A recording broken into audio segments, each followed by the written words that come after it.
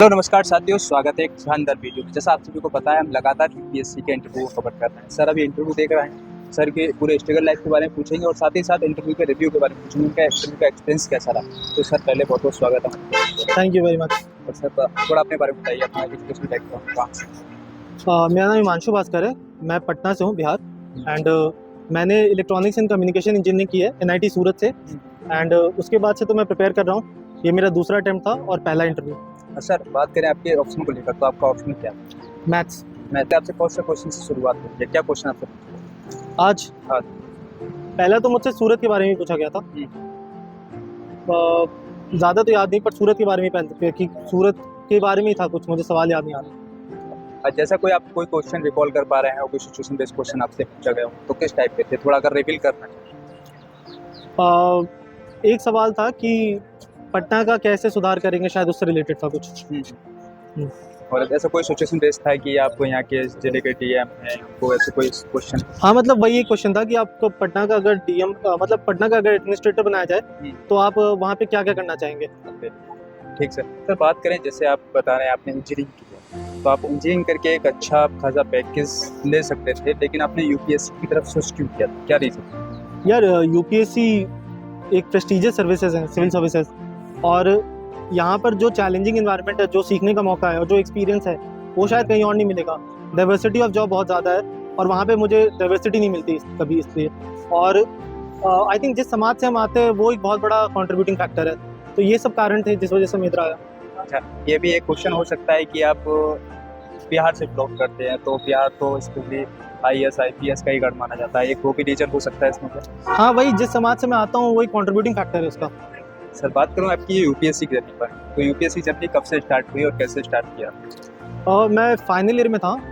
I think college ख़त्म होने के 1-2 महीने पहले ही मैंने स्टार्ट किया था, और 1 साल तैयारी की, फिर अटेम्प्ट दिया, तो उस बार तो मेरा प्रीलिम्स नहीं हुआ, और उसके बाद दूसरी बार दिया अटेम्प्ट, तो अभी प्रीलिम्स से यहाँ तक ज्वाइन किए या फिर सेल्फ स्टडी की इसके साथ साथ? यार मैंने सेल्फ स्टडी की थी, बट मैंने कोचिंग के सपोर्ट लिए थे, कुछ नोट्स वगैरह खरीदे थे मैंने, बट तैयारी मेरी जो है सेल्फ स्टडी में रही है। तैयारी आपकी टोटल कह सकते हैं सेल्फ स्टडी। कोई आपका कोई ऑनलाइन सोर्स था, जैसे लाइक यूट्यूब, टेलीग्राम या फिर चैट जीपीटी से कभी कभी मैं रेफ़र करता था। यूट्यूब से जो टॉपिक्स नहीं आते वो यूट्यूब से पढ़ लेता था। तो और ऑनलाइन जो कोचिंग के कंटेंट है वो सब मैंने बहुत पढ़े हैं। जो उनके करंट अफेयर्स कंपाइलेशन है वो सब पढ़े मैंने एक कोचिंग के नोट्स मंगाए थे, उस नोट से पढ़ाई की है।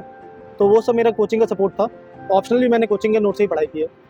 तो सर बात करें आपकी प्रीलिम्स की स्ट्रेटजी को लेकर, तो आपकी प्रीलिम्स की स्ट्रेटजी किस तरीके से आपने स्पेशल फॉर प्रीलिम्स को टारगेट किया या फिर दोनों को इंक्लूड करके चलते हो? यार मैं स्टार्टिंग से टारगेट मेंस की थी। प्रीलिम्स की मैं 3-4 महीने पहले तैयारी स्टार्ट करता था, और पहली बार जब मेरा प्रीलिम्स नहीं हुआ तो वहाँ से जो लेसन्स लिए मैंने वो दूसरी बार में जो है इनकॉर्पोरेट किया।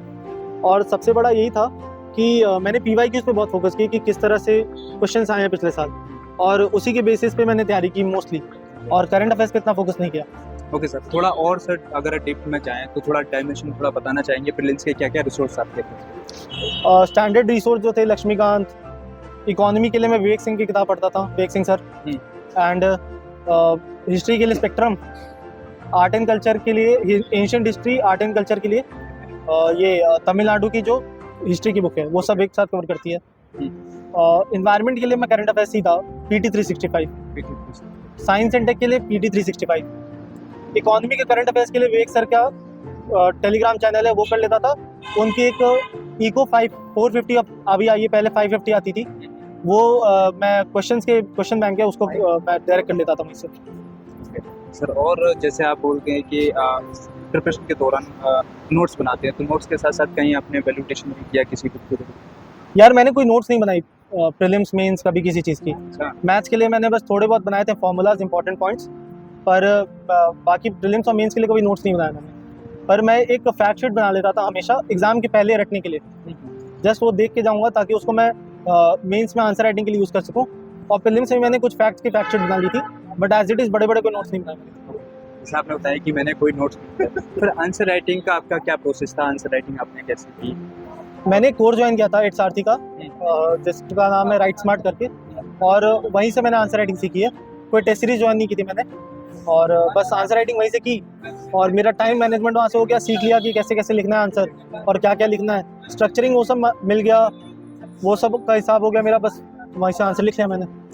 सर साथ ही यहाँ पर बात करें मेंस को लेकर, तो मेंस की क्या क्या आपके डायमेंशन क्या क्या रिसोर्स? मेंस के लिए कोई यार कोई रिसोर्स प्रीलिम्स का ज़्यादा काम नहीं आता। हिस्ट्री के लिए मैं बस स्पेक्ट्रम की समरी पढ़ लेता था, और बाकी जो मैंने प्रेप लैडर की कोचिंग है उसके नोट्स मंगाए हुए थे, तो वहाँ से मैं कुछ कुछ रेफ़र करता था। बट काफ़ी ज़्यादा जो XRC का कोर्स था ना, वहाँ से मैंने रेफ़र किया है। वहाँ पे जो मॉडल आंसर्स थे उसी को मैं ज़्यादा देख लेता था और पढ़ लेता था, और बस पता चल जाता था कि लिखना कैसे उसमें आंसर, तो वो मेरा काम हो जाता था। सब बात ही बात करें यहाँ पे एससी को लेकर, तो आप देखिए एससी काफ़ी सालों से काफ़ी क्रिटिकल होता जा रहा है, तो एससी को आपने कैसे डिज़ाइन किया और जो कोटेशन होती है वो कहाँ से आपने? कोर्स के लिए तो मैंने एक लिस्ट बना ली थी, ऐसी फैक्ट शीट बना ली थी, तो कोर्स में वहाँ से रट लेता था। और उसके अलावा एक्चुअली ऐसे का ना स्ट्रक्चरिंग बहुत इंपॉर्टेंट होता है। अभी तो मेरे मार्क्स आएंगे तब पता चलेगा कि मेरे ऐसे में कितने नंबर है, लेकिन मेरे हिसाब से स्ट्रक्चरिंग बहुत मायने रखती है।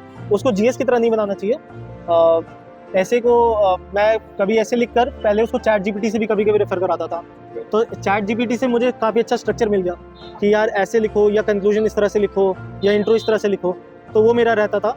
और जितने वेराइटी ऑफ डायमेंशंस में हम खोल सकते हैं उस टॉपिक को, वो ज़रूरी है।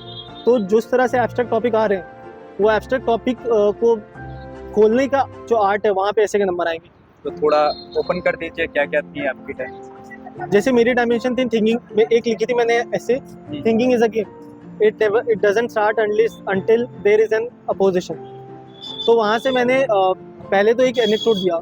यूजुअली मैं एनेक्डोट से स्टार्ट करता था ऐसे को, और फिर एक थीसिस स्टेटमेंट देता था। तो पहले 2 पैराग्राफ ये हो गए एनेक्डोट, और फिर एक थीसिस स्टेटमेंट। फिर तीसरा पैराग्राफ होता था कनेक्टिंग पैराग्राफ, जिसमें मैं बता देता था कि मैं किस किस डायमेंशन में बात करने वाला हूँ।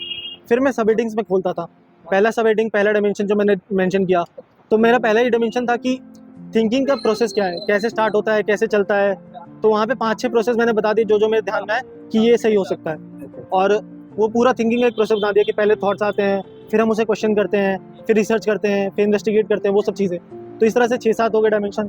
फिर अगला मतलब ऐसे ही सेम प्रोसेस चलता हाँ, रहता है। मतलब वही कि सेकेंड डायमेंशन खोला, थर्ड डायमेंशन खोला, फिर एक कंक्लूजन है, कंक्लूजन में समराइज कर दिया जो मैंने बातें लिखी हैं, और लास्ट में ये लिख दिया कि हमें क्या मिलेगा या फ्यूचर क्या हो सकता है अगर हम सही तरीके से सोचें, या जो बात लिखी है यहाँ पे उसको सही से फॉलो करें। तो ये रहता था यूजुअली।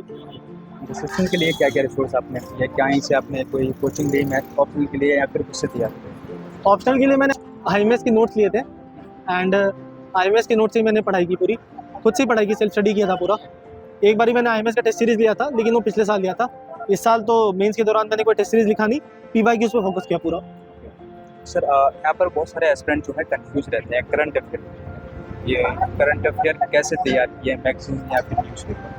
देखो, करंट अफेयर्स के लिए कंपाइलेशन पढ़ता था, पर मुझे नहीं लगता कि UPSC करंट अफेयर से पूछती है इतना ज़्यादा। ठीक है, कनेक्शंस बहुत होते हैं स्टैटिक रिसोर्स और करंट अफेयर्स में, तो उसका ध्यान होना चाहिए। शायद करंट अफेयर्स को मेंशन करना आना चाहिए, बट अगर इतना कर लेते तो उसके बाद मेरे हिसाब से करंट अफेयर्स पे बहुत ज़्यादा दिमाग खर्च करने की जरूरत नहीं है। तो मैं यही कहूँगा कि यार जो कंपाइलेशंस हैं वो बहुत डीप में जाके वो बातें करते हैं। शायद मेरा मैथ्स है इसलिए मैं थोड़ा GS में कॉम्प्रोमाइज़ कर सकता हूँ, लेकिन मैं यही करता था कि मैं बहुत ज़्यादा डीप में नहीं जाता था, और ऊपर से पढ़ लेता था और इंपॉर्टेंट चीज़ें देख लेता था, और उसी को मैं मेंशन कर देता आंसर राइटिंग में। ओके सर, जो न्यू एस्पिरेंट इस फील्ड में आ रहे हैं तो किन किन चीज़ों को अधिकतर ध्यान रखना चाहिए कि ये चीज़ आप देख लीजिए उसके बारे में? देखो यार, किसी को भी ना स्ट्रैटेजी सही होनी चाहिए। पहले दिन से अप्रोच अच्छा होना चाहिए। अगर पहली बार में अप्रोच अच्छा है तो पहले टर्म में एग्जाम क्लियर होगा। मेरी पहली बार में अप्रोच अच्छा नहीं था, दूसरी बार में सही हुआ, तो मैं दूसरी बार में यहाँ तक तो पहुँच गया हूँ। और जिसका अप्रोच खराब है वो फिर 5वीं बार 6ठी बार सा, मतलब ऐसे ही चलता रहेगा। तो अगर अप्रोच सही है ना, तो कम मेहनत में अच्छा आउटपुट निकलेगा, और अगर अप्रोच गलत है तो कितना भी करते जाओ 6 बार में भी क्लियर नहीं होगा। राइट सर, अभी लास्ट क्वेश्चन की 2024 में UPSC एस्पिरेंट की प्रीलिम्स दे रहे हैं, इनके लिए क्या मैसेज रहेगा? अभी तो कुछ ही दिन बचे हैं, और मैं यही कहूँगा कि PYQs अच्छे से करो, एक एक ऑप्शन, एक एक कीवर्ड उसको अच्छे से पढ़ लेना।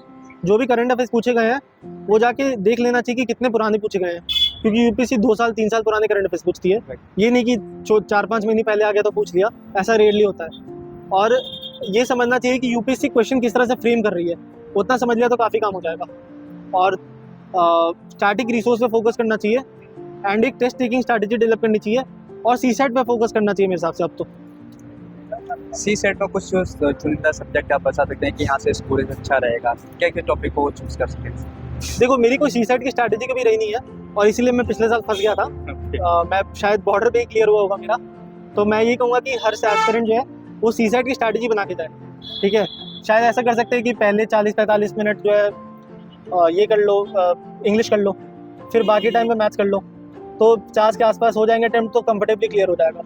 तो जो अगर कोई टॉपिक वीक लग रहा है तो उसको पढ़ लो, या जो आसान टॉपिक है उस पर फोकस कर लो, क्योंकि यूपीएससी अब डिफिकल्ट बना रहा है सी सेट का पेपर। तो सी सेट की स्ट्रैटेजी बना के जाना, प्रैक्टिस करके जाना, वीक है तो अच्छे से तैयारी करके जाना, सी सेट में नहीं रुकना चाहिए। Okay sir, thank you so much. Thank you भाई। All the best.